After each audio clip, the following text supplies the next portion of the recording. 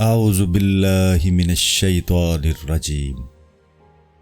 بسم اللہ الرحمن الرحیم اللہم صلی علی سیدنا و مولانا محمد وعلی آل سیدنا و مولانا محمد وبارک وسلم۔ فصل: انسان کیسے فرشتوں سے افضل ہے؟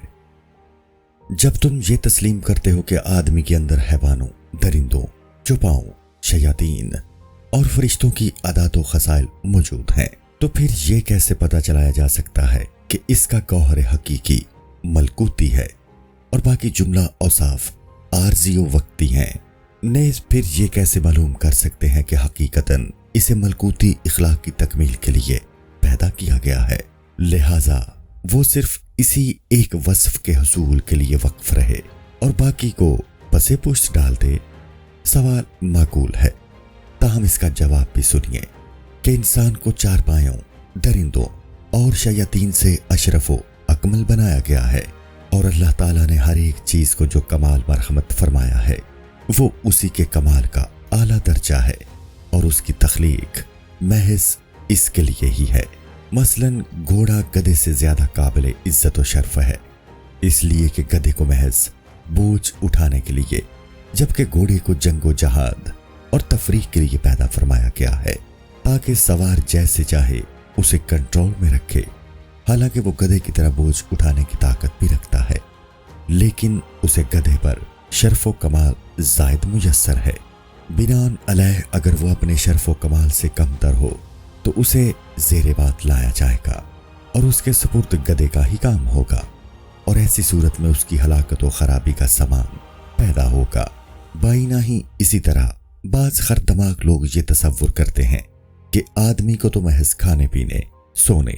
اور مباشرت کے لیے ہی تخلیق کیا گیا ہے، لہٰذا اسے یہی امور زندگی بھر سر انجام دینے چاہیے۔ لیکن بعض عرب اور ترک یہ خیال فاسد رکھتے ہیں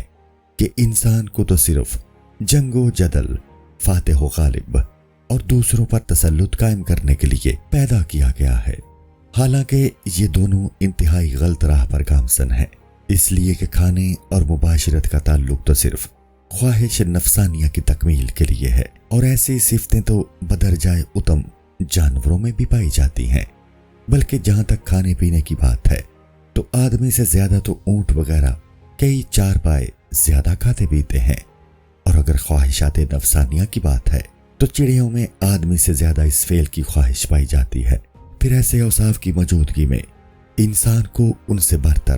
اور شریف کیسے گردانا جائے گا؟ اور یہی حال غلبہ، تسلط، جنگ و جدل اور ظلم کا ہے کہ درندوں میں یہ باتیں آدمی سے بھی زیادہ بدرجہ کمال موجود ہیں۔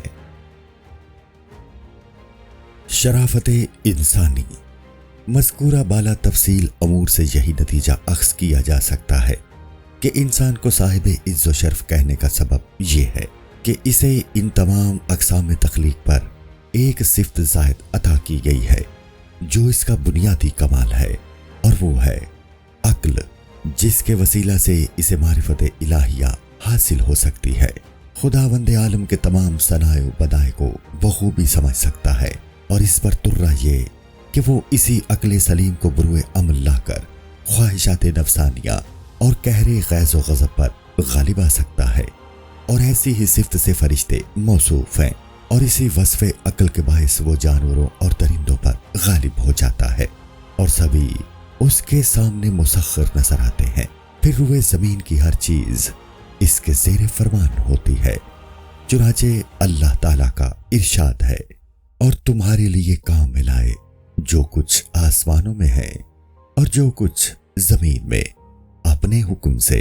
بس حقیقت آدمی وہی ہے کہ اپنے شرف و کمال کی حفاظت کرے، اور دیگر اوصاف وقتی و آرائتن ہیں جو انسانی کمال کے لیے ہی تخلیق لائے گئے ہیں، اور سبھی اس کی خدمت و پاسبانی و چاکری کے لیے بنائی گئی ہیں۔ یہی سبب ہے کہ جب وہ مرتا ہے تو نہ غصہ باقی رہتا ہے اور نہ خواہشات نفس۔ ہاں البتہ ایک جوہر خاص جو فرشتوں کے اوصاف سے مرصع و مزین اور معرفت الہیہ سے آراستہ ہوتا ہے، وہی اس کا رفیق راہ ہوتا ہے جو اسے اعلیٰ علیین کے مقام تک پہنچاتا ہے۔ پھر اسے ہمیشہ ہمیشہ کے لیے بارگاہ حق کی حضوری کا شرف نصیب ہو جاتا ہے، سچ کی مجلس میں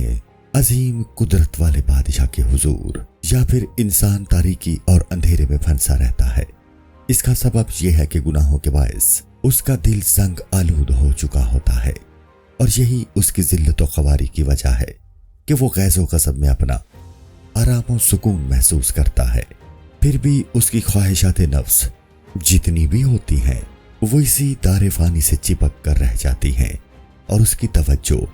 عالم برزخ کی طرف ہوتی ہے۔ بناء علیہ اس کا سر نیچے ہی نہیں ہوا جاتا ہے۔ اور کہیں تم دیکھو جب مجرم اپنے رب کے پاس سر نیچے ڈالے ہوں گے، سورہ السجدہ، اپنے افعال و کردار سے شرمندہ و نادم ہو کر عرض کرتے ہوں گے، اور جو لوگ ایسے ہوں گے ان کا ٹھکانہ سجین ہے، جہاں شیاطین محبوس ہوں گے۔ کلمہ سجین کے معنی پر ہر ایک مطلع نہیں،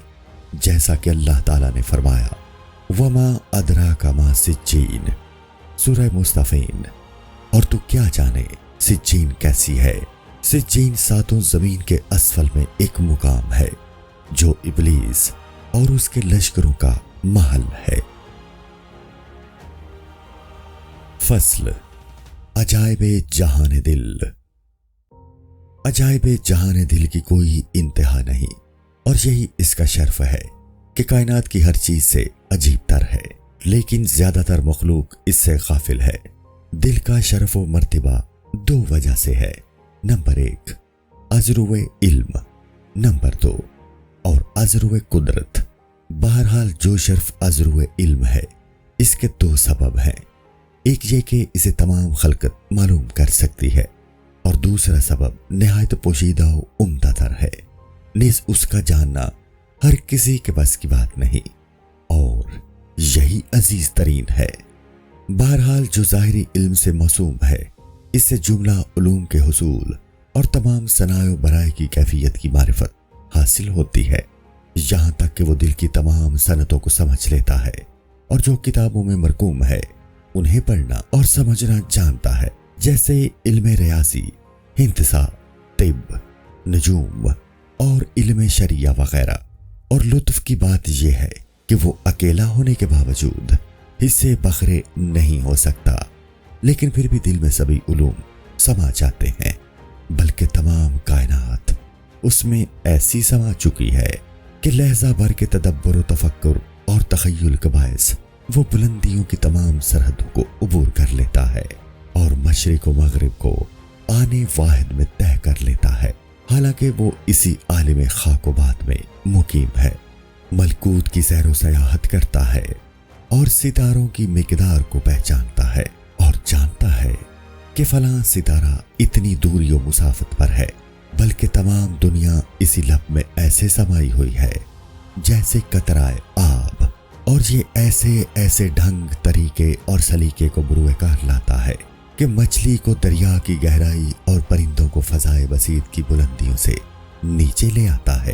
اور بڑے بڑے جسیم و لحیم جانوروں کو جو طاقت و قوت میں اس سے کئی گنا زائد ہوتے ہیں انہیں اپنا متی بنا لیتا ہے، مثلاً اونٹ، ہاتھی، گھوڑے وغیرہ۔ اور چار دانگ عالم میں جتنے بھی علوم و فنون ظہور پذیر ہیں سبھی اسی کے پیشے ہیں، اور وہ جملہ علوم و فنون حواس خمسہ کے باعث حاصل کرتا ہے، اور اس میں قطعاً شک نہیں کہ حواس خمسہ کا تعلق بھی حقیقتاً دل ہی سے ہے، اور یہ بھی عجائب میں سے ہے کہ جیسے دل کے اندر سے عالم محسوسات کے 5 دروازے کھولے گئے ہیں، جسے حرف عام میں عالم مادی یا جسمانی کہتے ہیں، اسی طرح عالم آسمانی کی طرف بھی اتنے ہی دروازے کھولے گئے ہیں، جسے اصطلاح طریقت میں عالم روحانی سے موسوم کرتے ہیں۔ زیادہ تر لوگ عالم جسمانی کو سمجھتے اور جانتے ہیں، حالانکہ عالم جسمانی نہایت مختصر سا ہے، بلکہ نہ ہونے کے برابر ہے، نیز حصول علم کا سوائے حواس خمسہ کے اور کوئی راستہ ہی نہیں، جبکہ حواس کا دائرہ کار بھی بہت محدود ہے، اور یہی باتیں اس امر کی دلیل ہے کہ دل کے اندر کو راستہ موجود ہے، جس کی وجہ سے انسانی علوم و فنون وسیع تر ہو جاتے ہیں، لہٰذا اندرونی راستہ سے جو علوم و فنون حاصل ہوتے ہیں ان کا موجب دو چیزیں ہیں، ایک خواب جس کی آمد پر ہوا سے خمسہ کا راستہ مسدود ہو جاتا ہے اور باطنی راستہ کھل جاتا ہے، اور ملائے اعلیٰ نیز لوح محفوظ کی غیبی باتوں کا ظہور شروع ہو جاتا ہے، مستقبل میں پیش آنے والے واقعات و احوال کو دیکھ رہا ہوتا ہے، یا پھر کم از کم ان کی نوعیت سے آگاہی حاصل کر لیتا ہے، بصورت دیگر مثالی طور پر بھی اشارے پا لیتا ہے جس کے لیے پھر تعبیر کی ضرورت پڑتی ہے۔ تاہم اس خواب سے ایک بات خوب ظاہر ہو رہی ہے کہ بیداری کے عالم میں معرفت میں اضافہ ہوتا ہے، اس لیے کہ عالم بیداری میں غیبی اشیاء کو نہیں دیکھ پاتے، انہیں صرف خواب ہی میں دیکھا جا سکتا ہے۔ اگر خواب دیکھے تو، اور وہ بھی حواس کے ذریعہ سے نہیں، اور خواب کی حقیقت کو اس کتاب میں تفصیلی طور پر بیان کرنا کار مشکل ہے، تاہم اتنا سمجھ لینا چاہیے کہ دل کو مثل آئینہ ہے، اور لوح محفوظ بھی مثل آئینہ سمجھیے کہ جملہ موجودات کا عکس اس میں موجود ہے، جیسے کہ آئینے کے لیے متعدد آئینے کریں تو اس کا عکس ہر ایک آئینے میں نمودار ہو جاتا ہے۔ اسی طرح آئینہ دل جتنا صاف ہوگا، آئینہ لوح محفوظ میں موجود صورتیں اتنی ہی شفاف دکھائی دیں گی، اور پھر یہ آئینہ دل آئینہ لوح محفوظ سے ایک نسبت پیدا کر لیتا ہے،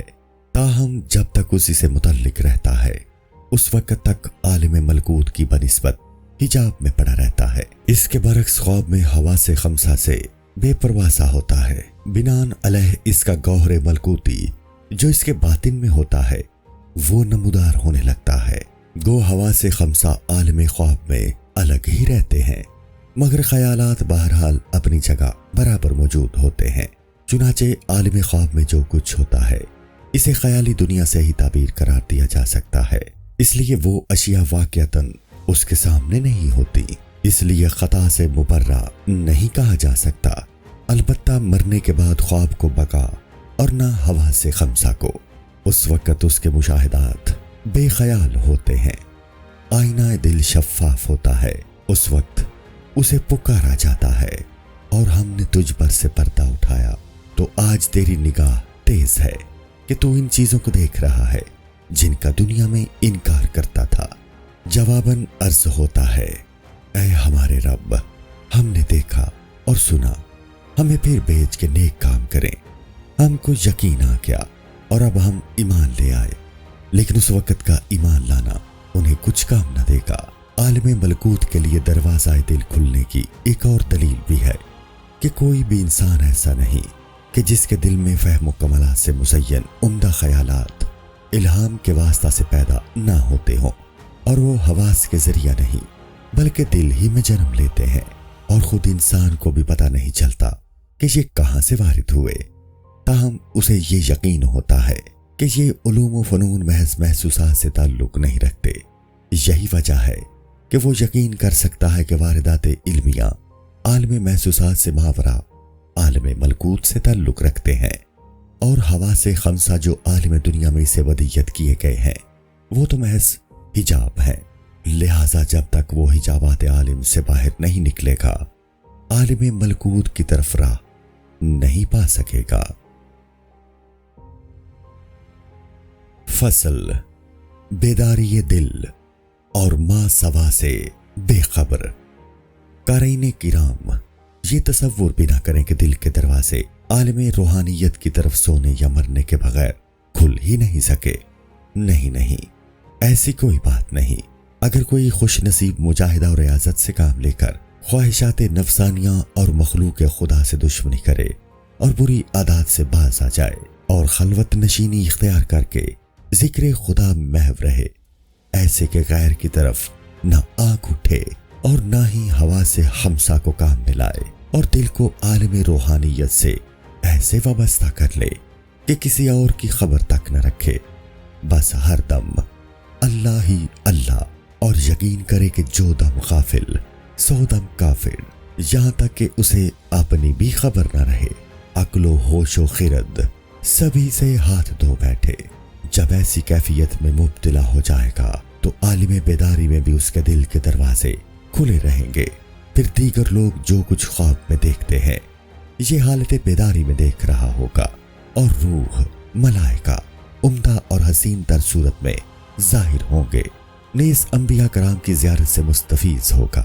اور ان سے خصوصی فائدے اور مدد پائے گا۔ زمین و آسمان کے فرشتے دنیا جہان کی ہر چیز اس پر ظاہر کر دیتے ہیں۔ جس خوش وقت پر یہ راستہ کھل جائے تو اس سے امور عظیمہ کا ظہور شروع ہو جاتا ہے، جن کی تفصیل کا بیان محال ہے۔ جیسے مخبر صادق نبی مکرم صلی اللہ تعالی علیہ وآلہ وسلم فرماتے ہیں، روئے زمین کو میرے سائے میں ایسے رکھا گیا